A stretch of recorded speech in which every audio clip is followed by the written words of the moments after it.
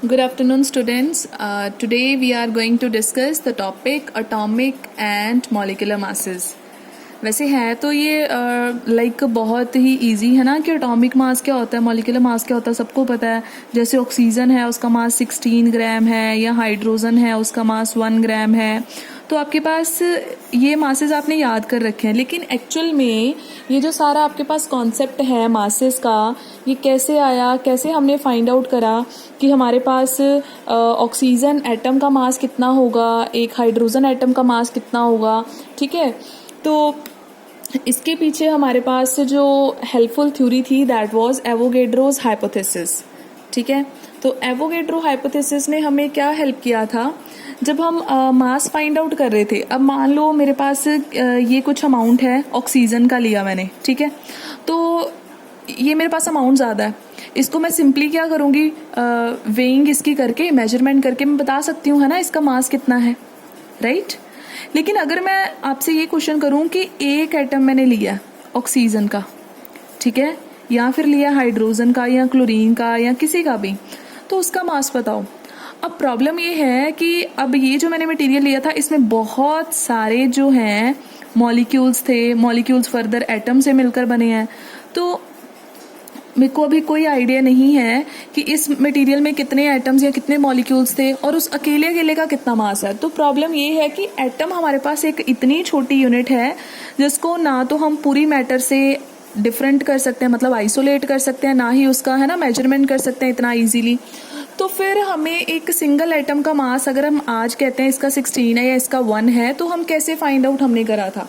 ठीक है, तो वो पूरा मैं मतलब डिस्कस करने जा रही हूँ आपके साथ. तो यहाँ पे आपके पास ना बेटा कॉन्सेप्ट आता था एवोगैड्रो का, जो हमने करा था एवोगैड्रोज लॉ, एवोगैड्रोज हाइपोथेसिस. ठीक है, इसने हमें क्या हेल्प किया था, इसने ना हमें एक चीज़ बताई थी कि अगर आप कोई दो डिफरेंट एलिमेंट का इक्वल वॉल्यूम लेते हो, ठीक है, जैसे हाइड्रोजन गैस ली मैंने एक तरफ मैंने ऑक्सीजन गैस ली, मैंने दोनों का इक्वल वॉल्यूम लिया.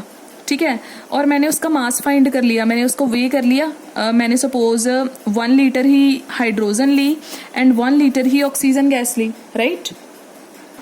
जब मैंने दोनों का मास 1 लीटर कंसिडर कर लिया तो क्या होगा हमारे पास, दोनों का वॉल्यूम 1 लीटर लिया, दो डिफरेंट गैसेस का, और देन इसको मैंने कंपेयर किया दोनों के मासेस को. एक तरफ मैंने लिया मास of 1 litre of hydrogen gas और दूसरी तरफ मैंने लिया मास of 1 litre of oxygen gas. ठीक है, तो ये मैंने मतलब कंडीशन लगाई. अब दोनों के मास को जैसे ही डिवाइड करा, चाहे हम 1 लीटर ले रहे थे चाहे 2 लीटर ले रहे थे, कितनी भी क्वांटिटी में ले रहे थे, तो जब दोनों के मास को डिवाइड कर रहे थे ना, तो जो हमारे पास रेशियो है वो कितना आ रहा था, इट वॉज 1/16 ऑलवेज. ठीक है, हमारे पास दोनों के जो मासेस का रेशियो है वो हमेशा कितना आ रहा था, 1/16. अब एवोगैड्रो हाइपोथेसिस ने क्या बताया था कि चाहे जितना भी वॉल्यूम है, अगर दोनों का, सपोज दोनों का कितना भी वॉल्यूम हो दो डिफरेंट गैसेस का, तो उसमें एटम्स भी क्या होंगे, सेम. तो इसका मतलब इसमें जितने भी एटम्स होंगे उनका मास और यहाँ पे दोनों का मास इक्वल होगा. तो अगर हम दोनों के मास को डिवाइड करके जो भी हमारे पास फ्रैक्शन आ रही है, तो इसका मतलब mass of 1 atom of hydrogen और mass of 1 atom of oxygen, दोनों का हमारे पास मास का रेशियो भी क्या आना चाहिए, सेम. तो इसका मतलब हाइड्रोजन का मास, ये मैं इसको हाइड्रोजन मास लिख रही हूँ, एंड ऑक्सीजन मास, तो दोनों की रेशियो क्या आएगी, हमेशा 1/16. ये क्लियर हुआ. ये आपका इतना नोट करने वाला मतलब नहीं है, मैं आपको समझाने के लिए बता रही हूँ कि मतलब कैसे हिस्टोरिकली, है ना, कैसे 1 by 1 स्टेप करके फाइंड आउट करा गया था मास. तो एवोगैड्रो लॉ लगाया क्योंकि हमें उस टाइम ना एटम का एक तो इतना स्मॉलेस्ट यूनिट है कि हम अकेले का मास नहीं फाइंड कर सकते थे. दूसरा हमें ये नहीं पता था कि किसी पर्टिकुलर मटेरियल में, जितना सपोज आपने 1 लीटर कोई भी चीज़ ली है, 2 लीटर ली है, तो उसमें कितने एटम्स हैं, ये भी उस टाइम नहीं पता था. तो हमने क्या किया, फ्रैक्शन यूज़ करी, दोनों को रिलेट करा. तो हमें इतना पता था कि एवोगैड्रो के अकॉर्डिंग उनके एक एक एटम का मास भी सेम फ्रैक्शन देगा. तो इसका मतलब हाइड्रोजन का मास जितना भी है ना, ऑक्सीजन का 16 टाइम ज़्यादा है. क्लियर हो गया यहाँ से। तो बहुत सारे एलिमेंट्स के साथ सेम एक्सपेरिमेंट करा गया, तो सोचा गया कि क्यों ना हम हाइड्रोजन को जो है रेफरेंस मान लें, हाइड्रोजन को खुद से उसका मास कोई कंसिडर कर लें। हमने खुद से ही मान लिया, हमने कंसिडर कर लिया कि जो हाइड्रोजन है ना उसका मास 1 है, ठीक है। उस टाइम पे जो हमारे पास स्केल था ना मास का, उसको बोलते थे AMU, एटॉमिक मास यूनिट। तो हाइड्रोजन का मास मान लिया गया 1 AMU। अगर हाइड्रोजन का 1 है तो यहाँ पे मैं 1 पुट करूंगी तो ऑक्सीजन का कितना आ जाएगा, 16, ठीक है। तो हाइड्रोजन के कंपैरेटिवली ऑक्सीजन का मैं मास निकालूंगी तो वो आ जाएगा 16 AMU, क्लियर। तो इसका मतलब हाइड्रोजन को अगर हम कंसिडर कर लेते हैं, रेफरेंस मान लेते हैं, तो उसके विद रिस्पेक्ट हम सारे एलिमेंट्स का मास फाइंड आउट कर सकते हैं, ठीक है। और ये जो हम मास फाइंड कर रहे हैं ना, ये कौन सा मास है आपके पास, इट इज रिलेटिव। रिलेटिव क्यों, क्योंकि हम इसको हाइड्रोजन के कंपैरेटिवली फाइंड आउट कर रहे हैं। This is your relative atomic mass. Clear हो गया यहाँ तक। तो जैसे ही हाइड्रोजन को स्टैंडर्ड मान के बाकी सबका मास फाइंड आउट करा गया, तो ना जो मासेस हैं सारे एलिमेंट्स के काफ़ी फ्रैक्शन में आ रहे थे, 15.123 एंड 19 पॉइंट समथिंग, तो ऐसे करके ना फ्रैक्शंस में आ रहे थे। तो जिसको सूटेबल नहीं था हमारे लिए है ना कंसिडर करना, फिर सोचा गया कि क्यों ना रेफरेंस चेंज कर दिया जाए। फिर हाइड्रोजन को चेंज करके ऑक्सीजन को एज ए रेफरेंस यूज़ किया गया, ठीक है। ऑक्सीजन को एज ए रेफरेंस कंसिडर करा, ऑक्सीजन का मास 16 मान के फिर बाकियों का विद रिस्पेक्ट फाइंड किया। देन अगेन हमारे पास क्या आ रहा था, बहुत ही लाइक फ्रैक्शंस में या डेसिमल्स में हमारे पास वैल्यूज़ आ रही थी।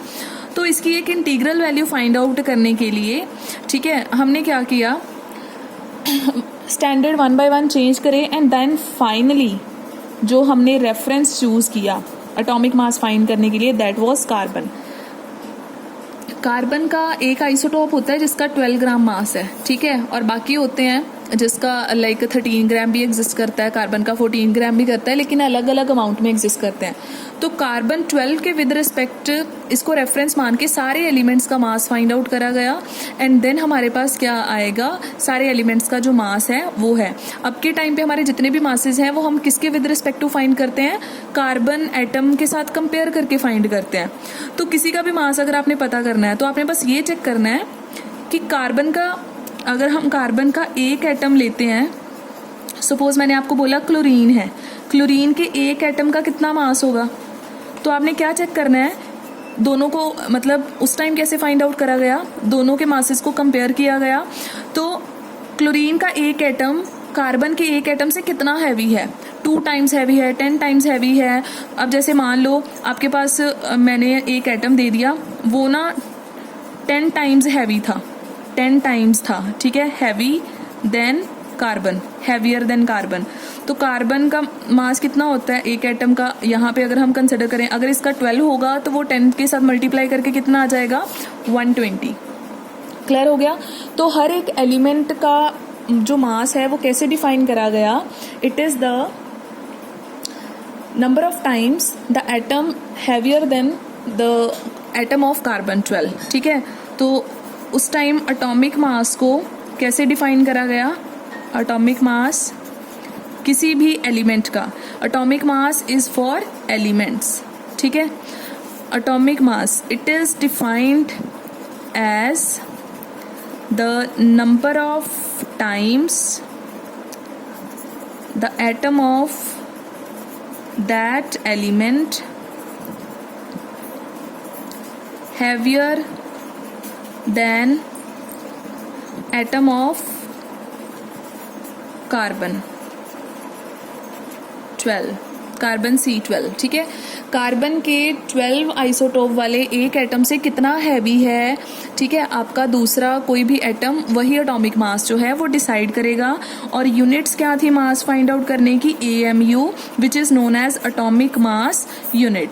तो बाद में इस यूनिट का डेफिनेशन दिया गया, एटॉमिक मास यूनिट को कैसे डिफाइन करा गया, 1 AMU is defined as 1/12 of mass of one atom of carbon। समझ रहे इसका मतलब, एक AMU किसके इक्वल होगा, मास of 1 atom of carbon, carbon के एक एटम का जितना भी मास हो उसको 12 के साथ डिवाइड कर देंगे। अब इस टाइम पे हमें एक एटम का मास नहीं पता है, ठीक है, तो ये सारा रिलेटिव चल रहा है। These all are the relative atomic masses, ठीक है, क्योंकि हमने कार्बन को रेफरेंस मान के फिर फाइंड आउट करे हुए हैं। अच्छा, उसके बाद में हमारे पास एक नई चीज़ आती है कि आइसोटोप्स का क्या सिचुएशन है फिर इसमें, ठीक है। अब जैसे मान लो मेरे पास ऑक्सीजन है, तो ऑक्सीजन का मास मेरे पास स्टैंडर्ड मान के कार्बन को अबाउट 15.99 समथिंग आ रहा है, ठीक है। और ऑक्सीजन जो है उसके तो बहुत सारे आइसोटॉप एग्जिस्ट करते हैं, ऑक्सीजन 16 है, ऑक्सीजन 17 है, ऑक्सीजन 18 है, तो उसका एग्जैक्ट मास इन तीनों को कंसिडर करके नहीं आना चाहिए। तो अगर हम तीनों को कंसिडर करेंगे, तीनों की अबंडेंस अलग अलग है, सपोज ये 50% मिलता है, ये 20% है, ये 30% है, नेचर में हर कोई अलग अलग अमाउंट में मिलता है। तो अगर हम इन तीनों का एवरेज निकाल देते हैं तो वो हमारे पास क्या आ जाएगा, average atomic mass. Average atomic mass क्या होता है, वो मास जो सारे आइसोटोप्स को कंसिडर करके फिर आता है। और ये क्योंकि 16 वाला ज़्यादा अमाउंट में मिलता है एज कम्पेयर टू 17, 18, तो अप्रॉक्सीमेटली 16.04 एटसेट्रा इतना कुछ आ जाता है। तो हम फिर इसको राउंड ऑफ करके 16 ही कंसिडर करते हैं। तो इसका मतलब पीरियोडिक टेबल में जितने भी आपके एलिमेंट के मासेस मेंशन है ना, these are relative masses but average atomic masses, सारे आइसोटोप्स को कंसिडर करके लिए गए हैं। अब एग्जांपल के लिए मैं आपको बता देती हूँ, आपने देखा होगा कि पीरियोडिक टेबल में जो क्लोरीन है उसका मास कितना है, 35 मेंशन है क्लोरीन का, ठीक है, सॉरी 35.5 मेंशन है ना। लेकिन आपको पता है क्लोरीन के जो हैं 2 आइसोटॉप्स होते हैं, क्लोरीन के 2 आइसोटॉप्स हैं। एक क्लोरीन का मास होता है हमारे पास 35 ग्राम और एक क्लोरीन का मास होता है 37 ग्राम, ठीक है। और दोनों नेचर में कितना मिलते हैं, ये जो 35 वाला है ये 75% मिलता है और ये जो 37 वाला है ये सिर्फ 25% मिलता है। तो इसका एवरेज कैसे निकालेंगे, हमने एवरेज जब इसका निकालना है तो फॉर्मूला क्या अप्लाई करना है, ये ध्यान से देखना, ये न्यूमेरिकल के लिए भी इम्पॉर्टेंट है। आप क्या करोगे, क्लोरीन का जैसे ही एवरेज निकालना है, एवरेज मास ऑफ क्लोरीन कैसे आएगा, फर्स्ट आइसोटॉप का कितना मास था 35 और उसकी अबंडेंस कितनी थी 75। आपने हमेशा क्या करना है, मास को उसकी अबंडेंस के साथ मल्टीप्लाई करना है, प्लस 37 दूसरा आइसोटॉप था और उसकी अबंडेंस कितनी थी 25, देन डिवाइड किसके साथ कर देना है, टोटल अबंडेंस के साथ, 75 प्लस 25 जो 100% होगी। क्लियर हो रहा है आपको इतना। आप क्या कर रहे हो, अगर सपोज किसी के 3 आइसोटॉप भी हैं तो सारे आइसोटॉप के मासेस को उनकी अबंडेंस के साथ मल्टीप्लाई करके आपने ऐड कर देना है एंड देन टोटल अबंडेंस के साथ डिवाइड कर देना है, जिसको डिवाइड करके 35.5 के करीब आपका मास आ जाएगा, ठीक है। तो ये जो मेथड है कि हम सारे आइसोटोप को उनकी अबंडेंस को कंसिडर करके फिर उनका एवरेज एटॉमिक मास निकालते हैं और वही हमारे पीरियोडिक टेबल में मेंशन है। क्लियर हो गया इतना आपको। सो what is relative atomic mass, what is your average atomic mass, and now the term comes molecular mass. What is it, हमने एक एक एलिमेंट का सपोज ऐसे ही एक्सपेरिमेंट करके सारे एलिमेंट्स का मास पता कर लिया। जितने भी हमारे पास 118 एलिमेंट्स हैं सभी का मास हमें पता, ऑक्सीजन, क्लोरीन, फ्लोरीन, नाइट्रोजन, ठीक है, एनी एलिमेंट। अब बात आती है मॉलिक्यूलर मास की। डेफिनेटली मॉलिक्यूलर मास किसका होता है, this is mass of molecule. और आपको पता है मॉलिक्यूल तो एटम्स को कंबाइन करके बनता है। अब जैसे एग्जाम्पल के लिए मैं आपको बोलूँ ग्लूकोज है, ग्लूकोज क्या होता है C6H12O6, इसका मॉलिक्यूलर मास फाइंड करना है। तो इसमें जितने भी एटम्स हैं उन सभी का मास ऐड करके आप मॉलिक्यूलर मास फाइंड आउट कर सकते हो। तो आप मॉलिक्यूलर मास कैसे निकालोगे, फर्स्ट कौन है कार्बन, कार्बन का मास कितना है 12 ग्राम, कितने कार्बन्स हैं 6 के साथ मल्टीप्लाई कर देंगे, प्लस हाइड्रोजन का मास कितना है हमारे पास 1 और इसको मल्टीप्लाई किसके साथ करना है 12 के साथ क्योंकि 12 है, प्लस ऑक्सीजन का मास कितना है 16, मल्टीप्लाई किसके साथ करेंगे 6 के साथ, सभी को ऐड करके हमारे पास क्या आ जाएगा 180 ग्राम, ठीक है। This is the molecular mass. अच्छा मैं अगर मास की यूनिट्स की बात करूँ ना, ठीक है, मास की यूनिट्स की बात करूँ तो एक तो हम टर्म यूज़ करते हैं AMU, एटॉमिक मास यूनिट जो सबसे पहले कंसिडर करा गया था। फिर उसके बाद में एक आया था यू, ठीक है। अब जैसे 16 AMU भी हम लिखते हैं, 16U भी लिखते हैं। ये टर्म तब आई थी जब हमने ना एवरेज एटॉमिक मास को कंसिडर किया था कि हमने सारे आइसोटॉप्स को साथ लेके चलना है, ठीक है। 16 आपका क्या हो गया, U।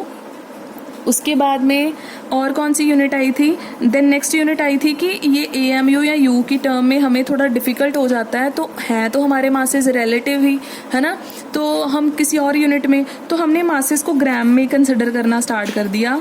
जब हम यूनिट को एज ए ग्राम लेते हैं तो हम उसे एटॉमिक मास नहीं बोलते, हम उसे क्या बोलते हैं, ग्राम एटॉमिक मास। अब जैसे यहाँ पे है, यहाँ पे आपको पता है 180 AMU आ रहा है, ठीक है, जो आपका मॉलिक्यूलर मास है। लेकिन अगर मैं 180 AMU को 180 ग्राम यूनिट में कंसिडर करती हूँ तो मेरे पास ये क्या हो जाएगा, it will be gram molecular mass. Clear. तो ग्राम मॉलिक्यूलर मास या ग्राम एटॉमिक मास आपके पास क्या होता है कि सिंपली आप मासेस को ग्राम यूनिट्स में अगर आप कंसिडर कर रहे हो then it will be gram atomic mass और ग्राम मॉलिक्यूलर मास। क्लियर हो गया यहाँ तक आपको, ठीक है। और ये आपके न्यूमेरिकल्स भी ऐसे आपके पास आएंगे कि कोई पर्टिकुलर एलिमेंट है वो 3-4 आइसोटॉप्स में एग्जिस्ट कर रहा है और उनकी अबंडेंस इतनी है, तो आप average atomic mass find out कर दो, ठीक है। तो इस टाइप के आपके न्यूमेरिकल हो सकते हैं एवरेज एटॉमिक मास से। क्लियर हो गया यहाँ तक। तो ये तो था हमारे पास मासेस का कॉन्सेप्ट। अब हमारे पास जो नेक्स्ट कॉन्सेप्ट आता है that is of the term mole. So what is mole. Mole आपके पास क्या है, मोल अनदर एक टर्म है, ठीक है, जिसको हम यूज़ करते हैं to represent the quantity of any substance, ठीक है। हम किसी भी सब्सटेंस की क्वांटिटी को रिप्रेजेंट करने के लिए, क्वांटिटी ऑफ ए सब्सटेंस, ठीक है, उसको अगर आपने रिप्रेजेंट करना है तो किस टर्म्स में कर सकते हो, अनदर आपके पास एक टर्म आ गई है मोल। जैसे हम कहते हैं हमारे पास ये जो सब्सटेंस A है it is 10 gram, it is 20 ग्राम। हम ये भी बोल सकते हैं it is 1 mole, it is 10 mole, it is 20 मोल। तो मोल हमारे पास एक अनदर जो है यूनिट आ गई है किसी भी सब्सटेंस के अमाउंट को रिप्रेजेंट करने के लिए, ठीक है, किसी भी सब्सटेंस का अमाउंट रिप्रेजेंट करने के लिए। तो मोल है क्या, ये कैसे हमें पता चला, मोल हमने कैसे इसको टर्म को मतलब बना रखा है। तो मोल आपके पास टर्म आती है बेटा एवोगैड्रो नंबर से। अब अभी मैंने आपको बताया कि हमने क्या किया था, रिलेटिव एटॉमिक मास फाइंड करा था, बिकॉज एक्चुअल में किसी एलिमेंट में कितने एटम्स हैं ये उस टाइम पे फाइंड हम नहीं कर सकते थे, तो इसी की वजह से क्या करते थे कि हमें एक्चुअल एटॉमिक मास नहीं पता चलता था। लेकिन एवोगैड्रो नंबर हमारे पास एक ऐसा नंबर था जिसने हमें हेल्प किया एक्सपेरिमेंटली। ये डिटरमाइंड हमारे पास नंबर है विच इज़ 6.022 इंटू 10⁻23, ठीक है। एक्सपेरिमेंटली इसको फाइंड आउट करा गया, this is your Avogadro number. Now इस नंबर के अकॉर्डिंगली अगर हम किसी भी एलिमेंट का 1 ग्राम एटम लेते हैं, यानी उसकी क्वांटिटी ली है हमने 1 ग्राम एटम, या हमारे पास कोई और मॉलिक्यूल है उसका हम कितना अमाउंट लेते हैं 1 ग्राम मॉलिक्यूल, ठीक है। 1 ग्राम एटम एक्चुअली इसका एटॉमिक मास ही होता है, 1 ग्राम मॉलिक्यूल मॉलिक्यूलर मास ही होता है। तो अगर हम किसी एलिमेंट का 1 ग्राम एटम लेते हैं या किसी भी मॉलिक्यूल का 1 ग्राम मॉलिक्यूल लेते हैं तो उसमें हमेशा सेम नंबर ऑफ एटम्स आते हैं, जितने इसमें एटम्स आएंगे उसमें उतने ही मॉलिक्यूल आएंगे, सेम नंबर ऑफ मॉलिक्यूल्स। अच्छा एक चीज़ है यहाँ पे, जो आपके एलिमेंट्स हैं वो फर्दर जो पार्टिकल से मिलकर बने हैं उनको आप एटम्स बोलते हो, लेकिन आपका जो मॉलिक्यूल है वो जो छोटे छोटे पार्टिकल से मिलकर बना है उसको आप क्या बोलते हो, मॉलिक्यूल्स बोलते हो, ना कि एटम्स। तो मॉलिक्यूलर मास में जितने मॉलिक्यूल्स होते हैं एटॉमिक मास में उतने ही एटम्स होते हैं, और दोनों का नंबर सेम था जिसको फाइनली कैलकुलेट जब करा गया दैट वाज 6.022 इंटू 10⁻23। किसी का भी अगर आप एटॉमिक मास लेते हो उसमें इतने ही एटम्स होंगे, और किसी का भी मॉलिक्यूलर मास लेते हो उसमें इतने मॉलिक्यूल्स होंगे। अब एग्जांपल के लिए जैसे ऑक्सीजन है उसका मास कितना होता है 16 ग्राम, और हाइड्रोजन का कितना होता है 1 ग्राम। तो इसका मतलब हाइड्रोजन के 1 ग्राम में भी इतने ही एटम्स हैं और ऑक्सीजन के 16 ग्राम में भी इतने ही एटम्स हैं। फ़र्क क्या होगा, सिर्फ ऑक्सीजन का जो एटम होगा वो हाइड्रोजन से 16 टाइम्स थोड़ा हैवी होगा, क्लियर हो गया? सो ये हमारे पास टर्म आई थी एवोगैड्रो नंबर। तो फिर मोल को कैसे डिफाइन करा गया? किसी भी सब्सटेंस की वो क्वांटिटी जिसमें इतने नंबर ऑफ पार्टिकल्स होंगे उसको हमने डिफाइन कर दिया 1 मोल। ठीक है, तो 1 मोल को आप कैसे डिफाइन करोगे? Mole is defined as the amount of a substance having Avogadro number of particles। अगर किसी पर्टिकुलर अमाउंट में एवोगैड्रो नंबर ऑफ पार्टिकल्स हैं तो उसको हम लोग 1 मोल मानेंगे। अब जैसे मैंने यहाँ पे एग्जांपल दिया, ऑक्सीजन 16 ग्राम। 16 ग्राम में कितने पार्टिकल्स होते हैं? 6.022 इंटू 10⁻23। इतने आपके पास क्या होते हैं? एटम्स होते हैं। तो कितने में होते हैं? ऑक्सीजन के 16 ग्राम में इतने सारे एटम्स प्रेजेंट हैं, तो इसका मतलब ऑक्सीजन का 16 ग्राम ही हमारा 1 मोल है। लेकिन हाइड्रोजन के तो 1 ग्राम में ही इतने पार्टिकल्स आ जाते हैं। ठीक है, तो हाइड्रोजन का 1 मोल क्या हुआ? 1 ग्राम। क्लियर हो गया? किसी भी सब्सटेंस की जिस क्वांटिटी में एवोगैड्रो नंबर ऑफ पार्टिकल्स आते हैं उसको आप लोग क्या बोलते हो? Mole. Clear? So this is the term mole we have. Then what is mole concept? It is very important topic। ठीक है, what is mole concept? mole concept है क्या? तो mole concept में हम लोग ना किसी भी सब्सटेंस का 1 मोल जो है उसको रिलेट करते हैं अलग अलग टर्म्स के साथ। तो मैं आपको थोड़ा ड्रॉ करके बता रही हूँ। मोल कॉन्सेप्ट है क्या? हमने सिर्फ मोल का रिलेशन ऑब्टेन करना है, नथिंग एल्स। ठीक है, and it is very important, numericals are very important. Clear? ये ऐसा कॉन्सेप्ट है फुल टाइम केमिस्ट्री में काम आएगा। So according to mole concept, 1 mole of any substance, 1 mole of any substance उसको 3 चीजों के साथ हमने रिलेट करना है। क्लियर? एक हमने उसको रिलेट करना है मास के साथ, एक हमने उसको रिलेट करना है पार्टिकल्स के साथ, और एक हमने उसको रिलेट करना है वॉल्यूम के साथ। क्लियर हो गया? 1 मोल अकॉर्डिंग टू मोल कॉन्सेप्ट, 1 मोल जो है उसका 3 टर्म्स के साथ रिलेशन है, मास के साथ, पार्टिकल्स के साथ एंड वॉल्यूम के साथ। अब 1 बाय 1 बात करते हैं हम। किसी भी सब्सटेंस का अगर आप 1 मोल लेते हो ना तो उसमें कितना मास होता है? जितना उस सब्सटेंस का एटॉमिक मास होता है। क्लियर हो गया? जैसे ऑक्सीजन का 1 मोल है तो वो उसमें कितना मास होगा? 16 ग्राम। और अगर हाइड्रोजन का 1 मोल है तो वो किसके इक्वल होगा? 1 ग्राम के। अगर आपके पास सल्फर का 1 मोल है that will be equal to 32 gram. तो हर एक का 1 मोल उसके एटॉमिक मास के इक्वल होता है। क्लियर हो गया? और अगर सपोज मैं वाटर की बात कर लूँ तो वाटर का तो एटॉमिक मास नहीं ना होता, वाटर आपके पास मॉलिक्यूल है तो उसका मॉलिक्यूलर मास होगा। तो यहाँ पे हम लोग क्या लिख देंगे? Molecular mass. तो एक कॉन्सेप्ट आपके पास क्या आ जाता है? 1 mole of any substance will be equal to atomic mass of an element और molecular mass of the molecule. Clear? अब नेक्स्ट हमने रिलेट करना है पार्टिकल्स के साथ। किसी भी सब्सटेंस का जब आप 1 मोल लेते हो तो उसमें कितने पार्टिकल्स हैं? ठीक है, तो अभी हमने पढ़ा एवोगैड्रो नंबर में कि हमेशा 6.022 इंटू 10⁻23 पार्टिकल्स होंगे। और वो पार्टिकल्स क्या हो सकते हैं? वो पार्टिकल्स आपके एटम्स भी हो सकते हैं, मॉलिक्यूल्स भी हो सकते हैं। दीज कैन बी एटम्स और मॉलिक्यूल्स। अब ये किस पे डिपेंड करता है? अगर मैं आपसे पूछूं ऑक्सीजन है, ऑक्सीजन का मैंने 1 मोल लिया तो इसमें कितने पार्टिकल्स हैं? तो आप बोलोगे 6.022 इंटू 10⁻23 एटम्स हैं। Why atoms? Because it is an element, और एलिमेंट के पार्टिकल्स कौन से होते हैं? एटम्स। लेकिन अगर मैं आपसे पूछूं मेरे पास O2 है, this is oxygen gas which is a molecule, तो अगर मैं आपसे पूछूं इसका मैंने 1 मोल लिया तो कितने पार्टिकल्स हैं? तब आप बोलोगे 6.022 इंटू 10⁻23 मॉलिक्यूल्स। तो किसी भी मॉलिक्यूल में आप मॉलिक्यूल्स की बात करते हो और किसी भी एलिमेंट में आप एटम्स की बात करते हो, लेकिन नंबर यही रहेगा और टर्म भी 1 मोल ही रहेगी, चाहे आपका मॉलिक्यूल है चाहे आपका एलिमेंट है।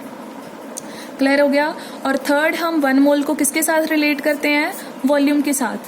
तो एवोगैड्रो हाइपोथेसिस की जब हमने एप्लीकेशन करी थी तो हमें पता चला था कि किसी का भी एटॉमिक मास उसके 22.4 लीटर वॉल्यूम के इक्वल होता है। तो सेम इज फॉर 1 मोल।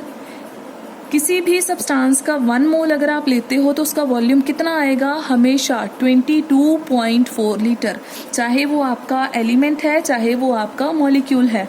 और यूनिट्स अगर आप चेंज करते हो तो 22,400 ml, 22,400 ml. So this is the mole concept we have. We are relating 1 mole with mass, with particles and with volume. Okay.